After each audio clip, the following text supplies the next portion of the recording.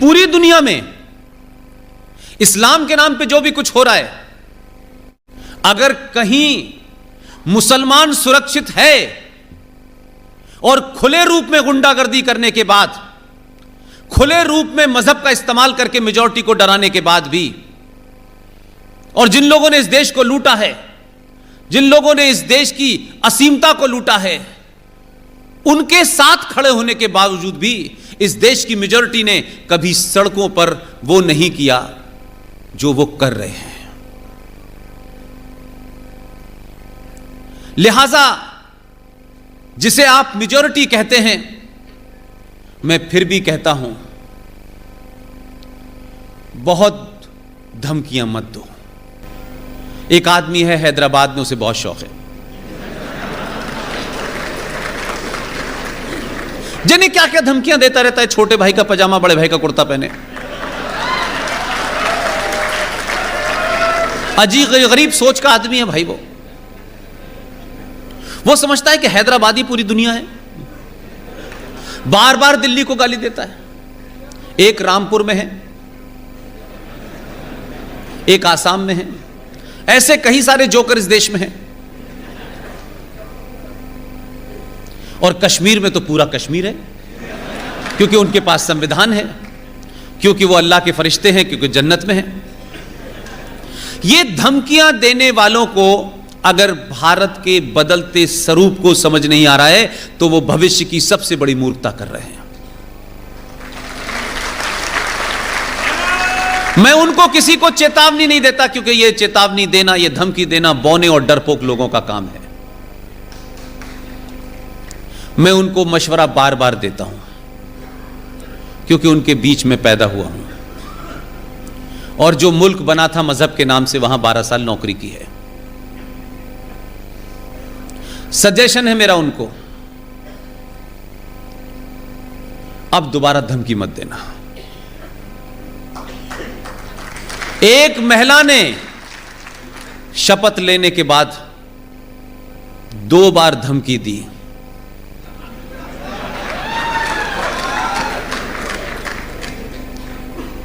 वो ये समझ रही थी कि 2014 में तो एक ही आदमी को भेजा था आपने,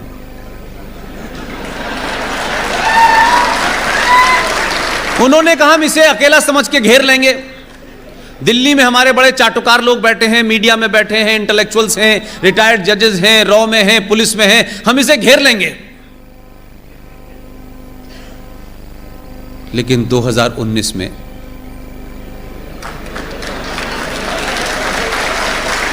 अब जिनके सामने धमकियां दी जा रही थी, ये मैं सिर्फ इसलिए कह रहा हूं कि मैं अपनी बात में लाग लपेट नहीं रखना चाहता।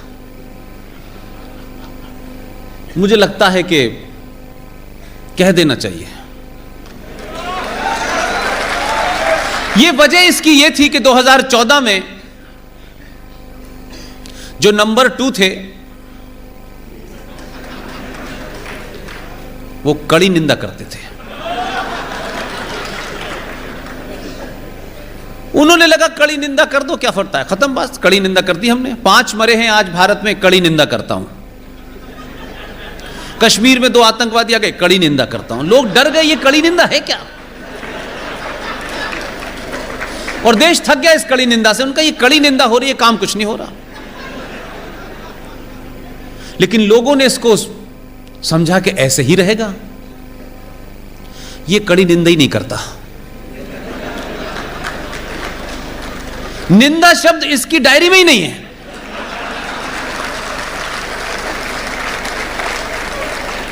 इसलिए मैंने कहा कि चाहे हैदराबाद हो, चाहे कश्मीर हो, चाहे रामपुर हो, चाहे अलीगढ़ हो, लोगों को समझना चाहिए सिर्फ निजाम नहीं बदला है।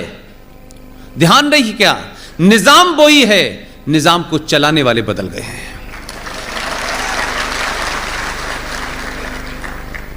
लिहाजा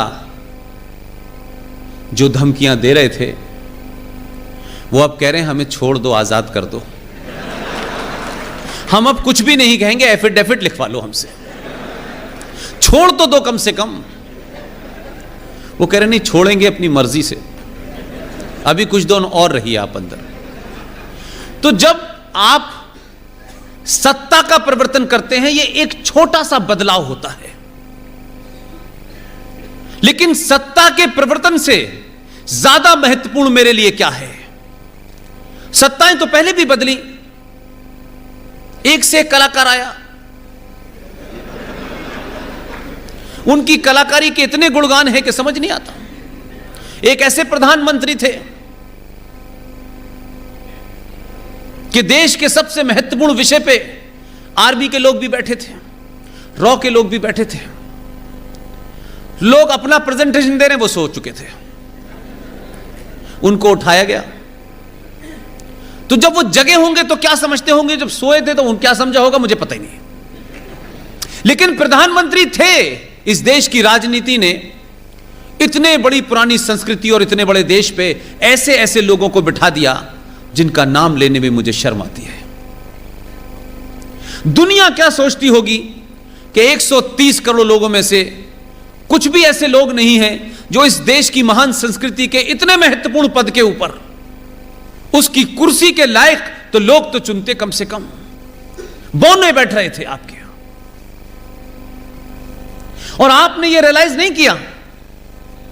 जो दुनिया आपको 5000 साल पुरानी सभ्यता से देखती है, उसी दुनिया ने 2014 के चुनाव के बाद दुनिया के सबसे पुराने लोकतंत्र ने, आप उनको कुछ भी कहें, वो लोग आए, आप पे रूल किया, लेकिन आपके देश की संस्कृति के साथ छेड़छाड़ नहीं की उन्होंने। रूल करने आए थे, वो रूल किया उन्होंने। उसी दुनिया के एक बड़े अखबार ने, क्योंकि आपके यहां तो अखबार बेकार लोग चलाते हैं, अखबार का एजेंडा ही कुछ और है। वो अगर उनका बस चले तो कोई पार्टी बना ले मिलके और चुनाव भी लड़ लें और अपना प्रचार अपने आप ही कर लेंगे वो। मैं भी उससे लंबे समय तक रहा हूं। हमारे यहां ये ईमानदारी बात कहने की हिम्मत नहीं किसी ने, क्योंकि जब आप किसी बात को कहते हैं और जब ये नफा नुकसान तोलते हैं कि ये कहने से फायदा कितना होगा, नुकसान कितना होगा, तो सच मानिए कि वो बात कभी सच नहीं हो सकती। अमेरिका के एक अखबार वॉशिंगटन पोस्ट ने 2014 के बाद अपने एडिटोरियल में लिखा कि 1947 के बाद भारत में पहली बार भारतीय सरकार बनी है।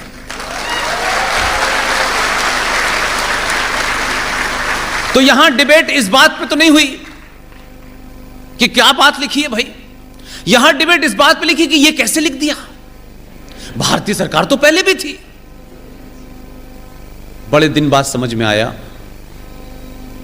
कि भारतीयों की जो भाषा है, भारतीयों का जो अनाड़ीपन है, वो लोग चाय में आधी चम्मच चीनी नहीं डालते हैं, वो बैड टी नहीं पीते, वो बैड टी पिलाते हैं। लिहाजा जिस संस्कृति से जिस आदमी को आपने भेजा, उसके चलने फिरने, उठने बैठने, बात करने, हंसने में सब में भारतीयता नजर आती है। तो लोगों को चिंता हुई कि अगर भारतीय बैठ गया तो इस भारत के पुरुषार्थ को वो खड़ा कर देगा, और अगर पुरुषार्थ भारत के लोगों में जगा दिया इसने, तो 70 साल में जो हमने राजनीतिक सत्ता प्राप्त की है, जो अरबों खरबों रुपया बनाया है, वो हमारे पास नहीं रहेगा। तो हम माने या न माने, दुनिया आज भी आपको 5000 साल पुराने संस्कृति के देश से देखती है, आपके उस पुरुषार्थ को जानती है। तो दिल्ली में जो सरकार बैठी, उस सरकार को जिन्होंने भी डराने की कोशिश की, जो सबसे मुश्किल काम था, लोग कहते थे कि ये भारतीय जनता पार्टी दो किस्म की है, मैं इसको दो किस्म की मानता हूं, एक अटल जी और आडवाणी जी की, और एक दो इन भाइयों की।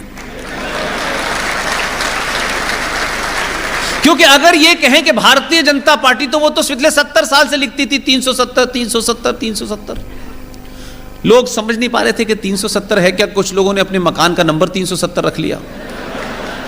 लोग ये नहीं समझ पाए ये 370 कहां है, कैसा है, क्या करें। इस जनरेशन को तो बिल्कुल पता नहीं था और लोगों को असंभव लगता था। लेकिन सरकार से ज्यादा जिस तरफ मैं इशारा करना चाहता हूं, सरकार तो बनी इस देश में, लेकिन यह पहली सरकार बनी।